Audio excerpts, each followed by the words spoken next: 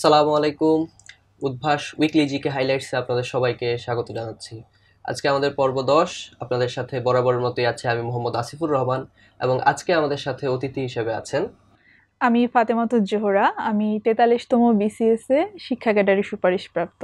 যারা এই মুহূর্তে আমাকে দেখছেন তাদের সবাইকে আমি সালাম জানাচ্ছি। আপু। আপনাকে অনেক ধন্যবাদ আমাদের ধন্যবাদ। এই স্টুডিওতে সময় দেওয়ার জন্য। আমরা সরাসরি আলোচনায় চলে যাব আপু। প্রথমেই আমরা বরাবরের মতো জাতীয় বিষয়াবলী নিয়ে আলোচনা জি। করব। সো প্রথমে আমরা একটু দেখে নেই, গুরুত্বপূর্ণ একটা ঘটনা আমাদের সামনে আছে আপু। সেটি হচ্ছে যে সংবিধান সংস্কার বিষয়ে আহ, সহযোগিতার জন্য কমনওয়েলথ আমাদেরকে আশ্বাস দিয়েছে।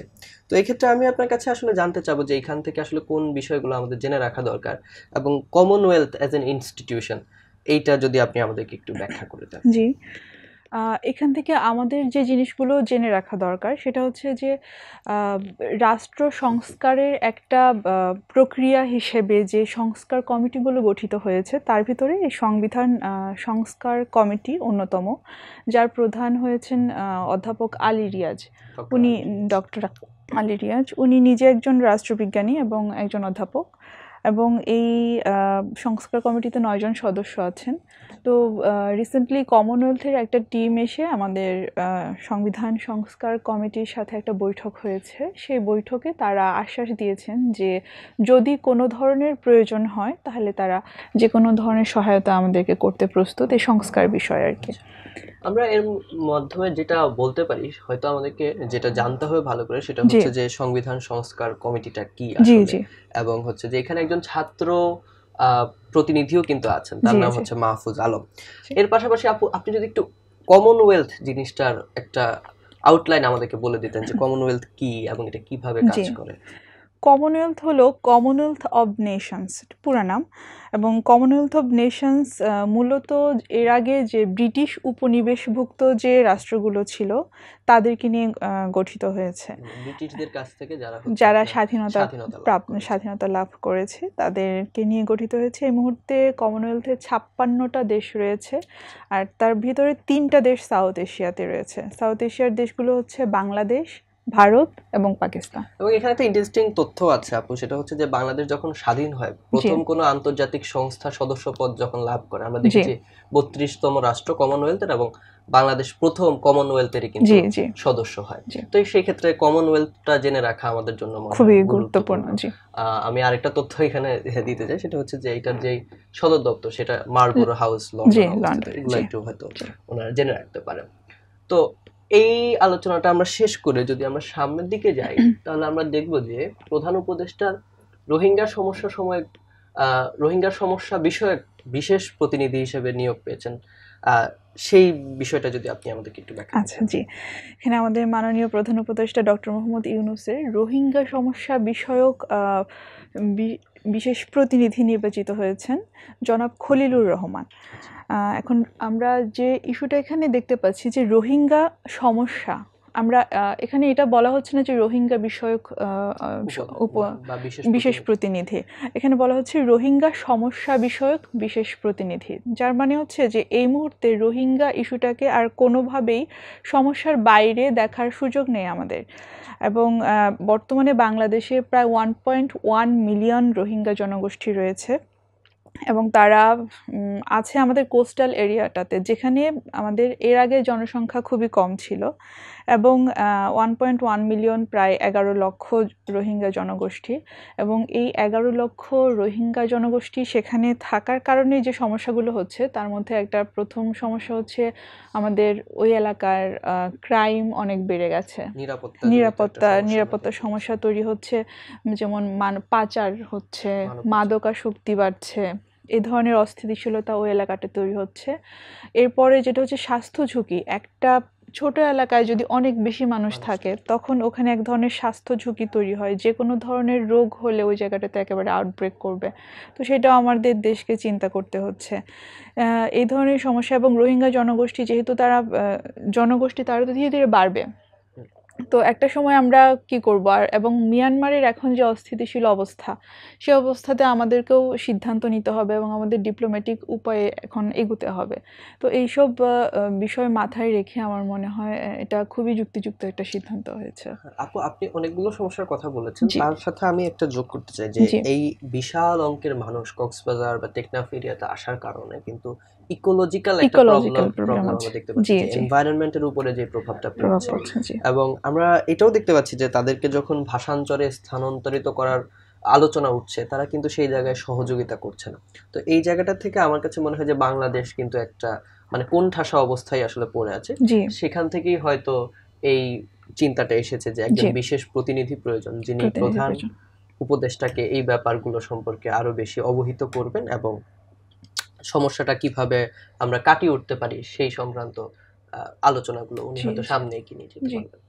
এবং এখানে আমি একটা বিষয় বলে রাখি যে জনাব খলিলুর রহমান, যিনি প্রধান উপদেষ্টার বিশেষ প্রতিনিধি হয়েছেন, তিনি একজন উপদেষ্টার সমান মর্যাদা আচ্ছা, মানে লাভ করবেন। বুঝতে পেরেছি। মানে জি অন্যান্য উপদেষ্টারা যে সুযোগ জি সুবিধা লাভ করেন, উনিও জি সেই পরিমাণ সুযোগই লাভ করেন।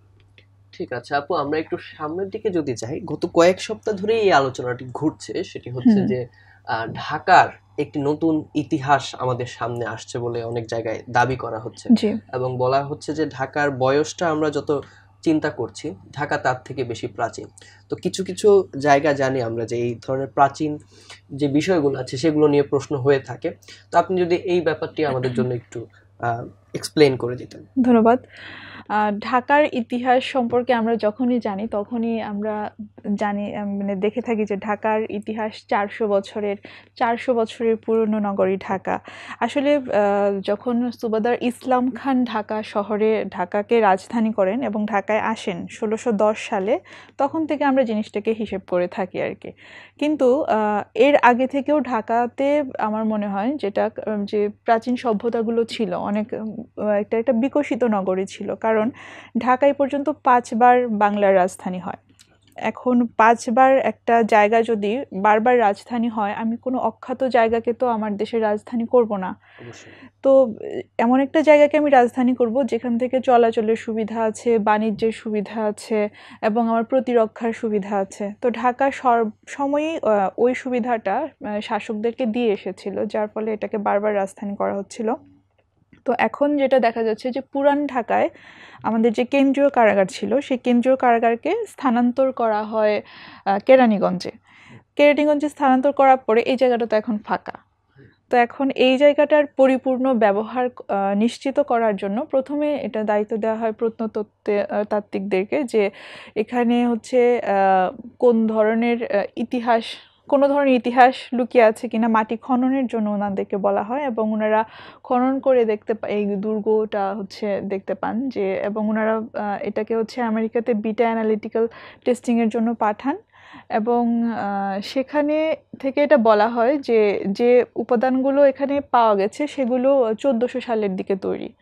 তার মানে ঢাকার আরও 200 বছর আগের বাংলার রাজধানী ছিল, যখন ওই সময় যারা শাসক ছিলেন তাদের। এবং এর সাথে এটাও দাবি করা হচ্ছে যে প্রায় 2500 বছর আগে থেকেই হুম ঢাকা হুম একটা মানে পৃথিবীর মূল বাণিজ্য কেন্দ্রগুলোর হ্যাঁ একটি ছিল। তো হ্যাঁ এটা তো হ্যাঁ আসলে আমাদের জন্য খুবই গুরুত্বপূর্ণ একটা তথ্য, যে গুরুত্বপূর্ণ। আমরা হ্যাঁ 400 বছরের ইতিহাস বলি, কিন্তু এই শহরটা কিন্তু আরো আরো বেশি প্রাচীন প্রাচীন। হ্যাঁ প্রাচীন এবং এখানে এই আলোচনাটাই খুব আসছে ঘুরে ফিরে, যে আমরা যে ওয়ারি বটেশ্বরের কথা বলছিলাম যে বাংলাদেশের সবচেয়ে প্রাচীন অঞ্চল, সেই জায়গাটা তো আমরা এখন দেখতে পাচ্ছি যে প্রায় 2500 বছরের ইতিহাস আছে বলে জি। ধারণা করা হচ্ছে ঢাকাকে। ঢাকাকে নিয়ে আরো গবেষণা প্রয়োজন আমার যেটা মনে হচ্ছে। এবং এই গবেষণাটি কিন্তু যারা গবেষক তারা কিন্তু এটাও দাবি করছেন যে আমরা যেটা সচরাচর পড়ে থাকি যে ঢাকা এখন পর্যন্ত 5বার রাজধানী হয়েছে, 5বার রাজধানী আছে। কিন্তু ওনারা বলছেন এর আগেও এর আগে ঢাকা অন্তত কমপক্ষে 2বার জি জি রাজধানীর মর্যাদা লাভ করেছিল। তো অবশ্যই এগুলো নিয়ে আরো বেশি গবেষণার প্রয়োজন আছে, কিন্তু আমরা হচ্ছে যতটুকু এখন পর্যন্ত তারা দাবি করছেন সেটাও আমার কাছে যথেষ্ট গুরুত্বপূর্ণ বলেই মনে হয় এখন পর্যন্ত।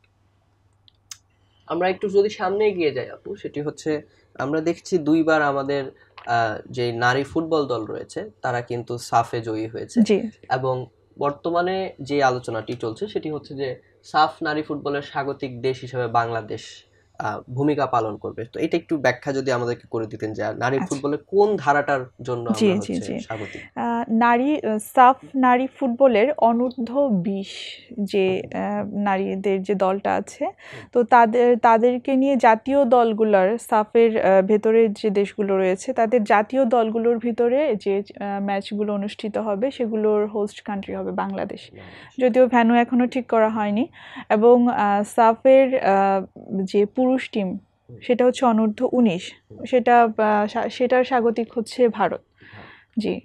আর রিসেন্টলি তো আপনারা জানেন যে আমাদের সাফ ফুটবলে হচ্ছে চ্যাম্পিয়ন হয়েছে বাংলাদেশের হ্যাঁ, নারীরা। এইটা আমাদের জন্য আমার কাছে মনে হয় বেশি জানার প্রয়োজন জি বর্তমান সময়ে যে সাফ যে চ্যাম্পিয়নশিপ রয়েছে জি আমাদের জি দল, নারী ফুটবল দল, তারা কিন্তু একটানা 2বার চ্যাম্পিয়ন 2বার হয়েছে। চ্যাম্পিয়ন এটা হয়েছে। আমাদের জন্য খুবই গুরুত্বপূর্ণ হতে পারে এবং আমরা সামনে স্বাগতিক দেশ হিসেবে দায়িত্ব পালন করবো, এটাও জি, এটাও গুরুত্বপূর্ণ গুরুত্বপূর্ণ। একটা জি বিষয় হতে পারে। তো আমরা মোটামুটি আলোচনা করলাম আপু, আমরা দেখলাম যে জাতীয়তে আমাদের গত সপ্তাহে আলোচ্য যে বিষয়গুলো আছে সেগুলোর মধ্যে থেকে কিছু আমরা দেখে নিলাম। এই পর্যায়ে আমরা একটু আন্তর্জাতিক বিষয়াবলিতে যেতে চাই। সেক্ষেত্রে আমরা প্রথমেই দেখব যে G20-র বিবৃতিকে স্বাগত জানিয়েছে COP29। তো জি এই সংক্রান্ত কিছু জিনিস যে G20 আসলে কি বা COP29 বলতে আমরা আসলে কি বুঝি, আচ্ছা এটা আসলে কি, এই আচ্ছা জিনিসগুলো যদি আমাদেরকে একটু ঠিক ব্যাখ্যা আছে, করতেন। ধন্যবাদ। G20 হচ্ছে গ্রুপ অফ 20। এই গ্রুপ অফ 20-তে আসলে সদস্য হচ্ছে 21টা, 19টা দেশ এবং 2টা অর্গানাইজেশনস। এই 2টা সংস্থার ভিতরে রয়েছে ইউরোপিয়ান ইউনিয়ন এবং আরেকটা হলো আফ্রিকান ইউনিয়ন। এবং G20 নিজস্ব কোনো সদর দপ্তর নেই। এখন G20 কেন কপের সাথে কানেক্টেড, কিভাবে কনফারেন্স অফ পার্টিস, আমি একটু কপ সম্পর্কেও বলে নিই। এটা হচ্ছে conference of parties. Conference of parties হচ্ছে UNFCCC, ওকে, ট্রিপল সি। এর যে সদস্যগুলো, সেই সদস্যরা মিলে প্রত্যেক বছর একটা কনফারেন্স করে, সেটাকে বলা হয় কনফারেন্স অফ পার্টিস। এবং এখানে জলবায়ু পরিবর্তন বিষয়ক বিভিন্ন ইস্যু নিয়ে প্রতি বছর আলোচনা করা হয়। তো G20-র যে দেশগুলো, এখন জলবায়ু পরিবর্তনের মূল কারণটা হচ্ছে বৈশ্বিক উষ্ণায়ন, কার্বন নিঃসরণ। এখন G20-র যে দেশগুলো, সেই দেশগুলো এই কার্বন নিঃসরণের 4/3 এর জন্য দায়ী। আচ্ছা, এখন G20 দেশে কারা কারা আছে? এখানে চায়না আছে, এখানে ইউএস আছে, ইউনাইটেড কিংডম আছে, ভারত আছে, জাপান আছে এবং রাশিয়া আছে। আমরা যদি ম্যাপগুলো দেখতে পাই এখানে আমরা কয়েকটা দেশকে চিনে যাব।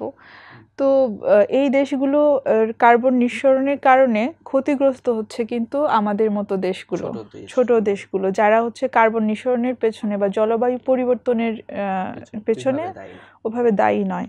তো এই কারণে 2009 সালে একটা ডিসিশন নেওয়া হয়েছিল যে প্রত্যেক বছর যেসব দেশ কার্বন নিঃসরণের জন্য বেশি দায়ী, তারা $100 বিলিয়ন একটা ফান্ড দিবে সেই সব দেশকে যারা জলবায়ু পরিবর্তনের কারণে ক্ষতিগ্রস্ত তাদেরকে। কিন্তু সেটা সম্ভব হয় নাই। তো এরপরে 2015 সালে যখন প্যারিস অ্যাগ্রিমেন্ট হয়, তখন 2020 সালের মধ্যে প্রত্যেক বছর হচ্ছে এই $100 বিলিয়ন করে দেওয়ার ব্যাপারে একটা অ্যাগ্রিমেন্টে আসা হয়। তো প্যারিস অ্যাগ্রিমেন্টের যে লক্ষ্যমাত্রা ছিল সেটা তখনও ফুলফিলড হয় নাই। তো এখন G20-র সামিট হচ্ছে ব্রাজিলের রিও ডি জেনিরোতে এবং COP29 সামিটটা হচ্ছে আজারবাইজানের বাকুতে। তো 2টা সামিট মূলত কাছাকাছি সময়ে বা একই সময়ের মধ্যে হচ্ছে। তো G20 সম্মেলনে তারা সিদ্ধান্ত নিয়েছেন নেতারা যে $100 বিলিয়ন প্রতি বছর দেওয়ার ব্যাপারে তারা মানে একটা ফান্ড গঠনের জন্য, ফান্ড লস এন্ড গঠনের, ড্যামেজ ফান্ড যেটাকে বলা হ্যাঁ, হচ্ছে। তারা একটা চুক্তিতে আসতে চান। যদিও এখনো চুক্তিটা হয়নি বা নেগোসিয়েশন এখনো অনেক বাকি, কিন্তু এই সিদ্ধান্তটাকে স্বাগত জানিয়েছে COP29-এর নেতারা, যারা ওখানে যারা ওখানে নেতারা যারা রয়েছেন, পার্টিসিপেট করছেন তারা। পার্টিসিপেট জি করছেন, 29 এটাকে স্বাগত জানিয়েছে। জি খুবই ভালো একটা বিষয়। সেটা হচ্ছে যে অ্যাটলিস্ট যেই বড় বড় রাষ্ট্রগুলো আছে তারা অ্যাটলিস্ট এখন হ্যাঁ, দায়িত্বশীলতার দায়িত্বশীল পরিচয় আচরণ দিচ্ছে। করছেন এবং জি অন্তত আশার কিছু বাণী আমরা এখান থেকে দেখতে পাচ্ছি। তো আমরা একটু সামনে যদি এগিয়ে যাই, আমরা দেখতে পাবো যে এমনিতেই পৃথিবী কিন্তু যুদ্ধে বিপর্যস্ত, তার উপরে আবার আমরা দেখেছি যে বাইডেন প্রশাসনের এখন একদম শেষ সময়ে তারা এসে তারা একটা সিদ্ধান্ত নিয়েছে যে এতদিন ধরে ইউক্রেনের উপর কিন্তু এক ধরনের চাপ ছিল যে তারা ক্ষেপণাস্ত্র ব্যবহার করতে পারবে না রাশিয়ার দিকে। এখন কিন্তু সেই চাপটি উঠিয়ে নেওয়া হয়েছে এবং ইউক্রেনকে অনুমতি দেওয়া হয়েছে তারা চাইলে ক্ষেপণাস্ত্র ব্যবহার করতে পারবে রাশিয়ায়। এটা কি আসলে বর্তমান যে যুদ্ধ পরিস্থিতি আছে সেটাকে আরো বেশি উস্কে দিবে কিনা? হ্যাঁ, আমার মনে হয় এটা অলরেডি উস্কে দিয়েছে। হুম। কারণ রাশিয়ার প্রেসিডেন্ট ভ্লাদিমির পুতিন উনিও বলেছেন যে যদি কোনো দেশ পরমাণু শক্তিধর না হয় কিন্তু সে অন্য পরমাণু শক্তিধর দেশের সাহায্য পেয়ে হুম। আমার দেশে পরমাণু অস্ত্রের হামলা চালাতে পারে এরকম কোনো সম্ভাবনা হলে উনিও হচ্ছে পরমাণু অস্ত্র সেই দেশে নিক্ষেপ করবেন। তো এক্ষেত্রে আমার মনে হয় যে এখানে একটা পারমাণবিক অস্ত্রের যে একটা সংঘর্ষ, যে যুদ্ধটা, এই যুদ্ধটা দীর্ঘমেয়াদী হয়ে যেতে পারে। তো এখানে যদি আপনি একটু বলতেন যে আসলে এই জিনিসটাকে আমাদের কতটুকু গুরুত্ব দেওয়া প্রয়োজন বা কিভাবে হচ্ছে যে আমরা এটা সম্পর্কে আর একটু ইয়ে থাকবো। আমার প্রথমত আমি যেটা বলতে চাচ্ছি সেটা হচ্ছে যে যুদ্ধ তো কাম্য জিনিস নয় কখনোই। এখন কোনো রাষ্ট্র যদি মনে করে যে আমার সার্বভৌমত্বের জন্য আমি নিজেকে প্রোটেক্ট করার জন্য তার দিকে পারমাণবিক অস্ত্র নিক্ষেপ করব, অন্য রাষ্ট্র সেটা মনে করে, এক্ষেত্রে পারমাণবিক শক্তিধর দেশগুলোকে সতর্ক হতে হবে এবং আমাদের যে জিনিসগুলো অ্যাডমিশন টেস্টের হিসেবে জানতে হবে সেটা হচ্ছে যে পরমাণু অস্ত্র এবং কোন ধরনের অস্ত্র, ভারী অস্ত্রগুলো যেগুলোকে আমরা WMD বলে থাকি, সেগুলো কীরকম হয় এবং এই অস্ত্রগুলো নিয়ে যে ধরনের চুক্তিগুলো অলরেডি আছে সেই চুক্তিগুলো, এবং এর আগে কারা কারা চুক্তি ভেঙে দিয়েছে এবং বর্তমানে এক্সিস্টিং চুক্তিগুলো কী এবং যুদ্ধগুলো কোন কোন এলাকাতে হচ্ছে। হ্যাঁ, এই জিনিসগুলো আমাদের জেনে রাখলে ভালো হয়। ধন্যবাদ আপু। আমরা যদি একটু সামনের দিকে যাই তাহলে আমরা দেখব যে নিউজিল্যান্ডে খুব অভিনব একটা ঘটনা ঘটছে। সেটা হচ্ছে যে আদিবাসী যে তাদের একটা নতুন বিল আলোচনা করা হচ্ছে সেটার বিরুদ্ধে কিন্তু তারা বিভিন্ন ধরনের প্রতিবাদ করছে এবং আমরা পার্লামেন্টেও দেখেছি একজন মাওরি নারী উনি কিন্তু প্রতিবাদ করেছেন। তো এই বিষয়টার পুরো ঘটনাটা যদি আমাদেরকে একটু খুলে বলতেন যে বিষয়টা কি? জি, ধন্যবাদ। পার্লামেন্টে আমরা যে প্রতিবাদরত নারীকে দেখতে পেয়েছি, উনার নাম হচ্ছে হানা রাওহেতি মাইপি ক্লার্ক। উনি মাওরি সম্প্রদায়ের একজন সদস্য এবং নিউজিল্যান্ড পার্লামেন্টেরও একজন সদস্য। এবং নিউজিল্যান্ডে কিন্তু মাওরি সম্প্রদায়ের আলাদা একটা দল আছে। ঠিক আছে। এখন নিউজিল্যান্ডের মাওরি সম্প্রদায় সম্পর্কে যদি আমি বলি, নিউজিল্যান্ডে আদিবাসী মানে ওই এলাকাটাতে শুরু থেকেই থাকে হচ্ছে মাওরিরা। আচ্ছা। প্রায় 1300 বছর ধরে তারা ওই জায়গাতে থাকে এবং বর্তমান জনসংখ্যার প্রায় 18% হলো মাওরি সম্প্রদায়। তো 1840 সালে যখন ব্রিটিশরা আসলে এর আগেই নিউজিল্যান্ডে গিয়েছে এবং ওই সময় তো তাদের ভিতরে একটা কলোনিয়ালাইজেশনের একটা স্পিরিট কাজ করতো অলওয়েজ। তো যে এলাকাতেই তারা যেত সেখানে কলোনি করার চেষ্টা করতো। তো 1840 সালে তারা মাওরি সম্প্রদায়ের সাথে একটা চুক্তিতে আসে। সেই চুক্তিটার নাম হচ্ছে ট্রিটি অব ওয়েটাঙ্গি। এখন সেই চুক্তিতে তারা তারা হচ্ছে চুক্তিটা মূলত শান্তিপূর্ণ সহাবস্থানের চুক্তি, যে ঠিক আছে তোমরা যেহেতু এসেছো কলোনি করতে, ঠিক আছে আমরা তোমাকে বাধা দিব না। মাওরিদের পক্ষ থেকে, যে আদিবাসীরা হয় না যে অনেক সময় আমার দেশে স্বাভাবিকভাবে অন্য দেশের কেউ এসে শাসন করতে চাইলে আমি তো মেনে নিব না, এরকম। তো এবং নিউজিল্যান্ডের মাওরিরা তখন হচ্ছে এই ট্রিটিটা করে এবং মাওরিরা যেটা করে হচ্ছে পূর্ণ স্বায়ত্তশাসন এবং সেলফ ডিটারমিনেশন। মানে তাদের জমি, তাদের যে জায়গাটা আছে সেই জায়গাটাতে হচ্ছে কেউ এসে কোনো ধরনের বসতি করা বা ওই জায়গাতে তাদের স্বাধীনতায় হস্তক্ষেপ করা, জীবনযাপনে হস্তক্ষেপ করা বা তাদের ধর্মে হস্তক্ষেপ করা, এ ধরনের কিছু করতে পারবে না। তো ওই ট্রিটি অফ ওয়েটাঙ্গির দুইটা ভার্সন, ট্রিটি অফ ওয়েটাঙ্গির দুইটা ভার্সন, একটা হচ্ছে মাওরি ভাষায় আর একটা হচ্ছে আপনার ইংরেজি ভাষায়।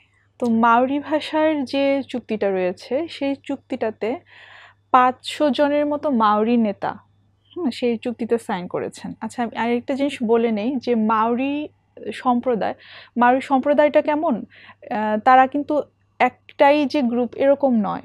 আচ্ছা, তাদের মধ্যে হ্যাঁ, ডিফারেন্ট টাইপ আছে। যেমন ওনার হচ্ছে একটা রেস, যেমন আমরা আফ্রিকান একটা রেস দেখতে পাই, বাঙালিদের ভিতরে এক ধরনের রেস দেখতে পাই, তারপরে হচ্ছে বর্ণ যেটা, যেমন শ্বেতাঙ্গরা একটা আলাদা রেস, এরকম মাওরিরও এরকম। তো তাদের ভিতরে ডিফারেন্ট ট্রাইবস আছে। ওই ট্রাইবের যে নেতারা তারা 500 জনের মতো মাওরি ভার্সনে সিগনেচার করেছেন। এখন যে এটার ইংরেজি যেটা ভার্সন, প্রথমত মাওরি ভার্সনে বলা হয়েছে যে আমি হচ্ছে পরিপূর্ণ সেলফ ডিটারমিনেশন পাবো, মাওরি শব্দ যেগুলো, কিন্তু ইংরেজি ভার্সনটাতে বলা হয়েছে যে আপনাকে হচ্ছে ব্রিটিশ রাজ যে তার অধীনেই থাকতে হবে এবং তার যে আনুগত্য সেটা মেনে নিতে হবে, যেটা ওদের ভার্সনের সাথে যায় না, যার ফলে এইখানেই কনফ্লিক্টটা প্রথমে শুরু হয়। এখন এটা হচ্ছে যেহেতু কলোনিয়ালিজমের ইতিহাসটা পৃথিবীর কোনো জায়গায় খুব সুখকর না, হ্যাঁ, তো মাওরিরাও অনেক ধরনের নিপীড়নের মধ্য দিয়ে গেছে। এখন বর্তমান নিউজিল্যান্ডে আমরা দেখতে পাই যে তারা কিন্তু আদিবাসীর স্বার্থ রক্ষার জন্য খুবই দৃঢ় প্রতিজ্ঞ। এখন যেটা হয়েছে যে মাওরিদের ওই ট্রিটির কারণে মাওরিরা যে সুবিধাটা পায়, তো ডেভিড সেইমুর নামে একজন পার্লামেন্টের সদস্য, যিনি নিজেও একজন মাওরি, তিনি দাবি করছেন যে শ্বেতাঙ্গ এবং মাওরি সম্প্রদায়ের লোকজন তাদের সবাইকে সমানভাবেই ট্রিট করতে হবে, মাওরিরা আদিবাসী বলে তাদেরকে কেন আমি আলাদাভাবে ট্রিট করব। তো এই কারণে ওই যে ট্রিটি অফ ওয়েটাঙ্গিতে মাওরিরা যে সুবিধা পেত, সেই সুবিধাগুলোকে উনি হচ্ছে সেই সুবিধাগুলোই হয়তো বা একটু খর্ব হতে পারে, বা উনারা বলছেন যে মানে এথনিক কোটা যেটা মাওরিরা পেয়ে থাকে সেটা হচ্ছে নিউজিল্যান্ডের যে সাম্য বা সমানাধিকার এটার সাথে সাংঘর্ষিক, এটা বলে উনি বিল পাস করার চেষ্টা করছিলেন। তো সেই বিলে ভোট পড়ার আগেই হচ্ছে সেখানে মাওরিরা প্রতিবাদ করে, এবং যদিও নিউজিল্যান্ডের যে পার্লামেন্ট সেখানে এই বিলটা পড়ার পরে হচ্ছে আইন হিসেবে এটা প্রণীত হইতে আরও বেশ কিছু স্টেপস যাইতে হয়, এটা আইন হিসেবে প্রণীত হতো না, কারণ যারা আইন প্রণীত তারা আবার এটার বিপক্ষে ছিলেন। কিন্তু এখন মনে হচ্ছে আর সেকেন্ড কোনো রিভিশনও হবে না, এই আলোচনাটা এখানেই থেমে যাবে। ওখানে আমরা দেখেছি যে ভদ্রমহিলা যেই ওনার সাথে অনেকেই আরো যুক্ত হয়েছেন, ওনারা একটা নৃত্য করেছেন, এই নৃত্যটির নাম হচ্ছে হাকা নৃত্য। পার্লামেন্টের মধ্যে তারা একটা নৃত্য করেছেন, একটা প্রতিবাদের ভাষা স্বরূপ। আর যার কথা আপনি বলছেন যে যিনি ছিঁড়ে ফেলেছেন, তিনি, আমি যদি ভুল না করে থাকি তাহলে উনি ওই পার্লামেন্টের সর্বকনিষ্ঠ সদস্য, বয়স মনে হয় 22 বছর বয়সী একজন পার্লামেন্টারিয়ান। উনি হচ্ছে যে এটা একটা প্রতিবাদ করেছেন এবং একটা অভিনব ধরনের প্রতিবাদ বলতে পারি, যে শুধু নিউজিল্যান্ড না, পৃথিবীর ইতিহাসে আমরা এরকম কম দেখেছি। তো আমরা মোটামুটি মাওরিদের সম্পর্কেও জানতে পারলাম, এবং এই যে ঘটনাটি আছে এটার একটা ইনসাইট কিন্তু আমরা পেয়ে গেলাম। আজকে মোটামুটি আমাদের আলোচনা এই পর্যন্তই ছিল। খুব অল্প কিছু বিষয় নিয়ে আমরা আলোচনা করেছি, বাট আমার কাছে মনে হয় যেগুলো নিয়ে আলোচনা করেছি সেগুলো বেশ গুরুত্ববহ আলোচনা, এবং আপনি খুব সুন্দর করে আমাদেরকে সবকিছু ব্যাখ্যা করে দিয়েছেন। আপনিও সহযোগিতা করেছেন। আর এই পর্যায়ে যদি আপনার যারা দর্শক রয়েছে তাদের জন্য যদি কিছু বলার থাকে, আপনি দর্শকদের উদ্দেশ্যে। ধন্যবাদ। যারা এই মুহূর্তে আমাদেরকে দেখছেন তাদের উদ্দেশ্যে বলা হচ্ছে যে আপনার নিজের যে কাজ, লেখাপড়া করা বা আপনার নিজের যে কাজটা থাকবে সেটা সবসময় খুব ভালোভাবে করবেন, তাহলে আমার মনে হয় জীবনের চলার পথটা একটু সহজ হয়ে যায়। এটাই। সবাই ভালো থাকবেন। আসসালামু আলাইকুম। ধন্যবাদ আপু। আজকের আলোচনা এই পর্যন্তই। আশা করি আপনাদের এই আলোচনাটি উপকারে আসবে, এবং আগামী সপ্তাহে আপনাদের সাথে আবার আমাদের দেখা হবে এই আগামী সপ্তাহে ঘটে যাওয়া যে বিষয়গুলো থাকবে সেগুলো নিয়ে একই সময়ে। সে পর্যন্ত আপনারা সবাই ভালো থাকবেন, সুস্থ থাকবেন। আল্লাহ হাফেজ।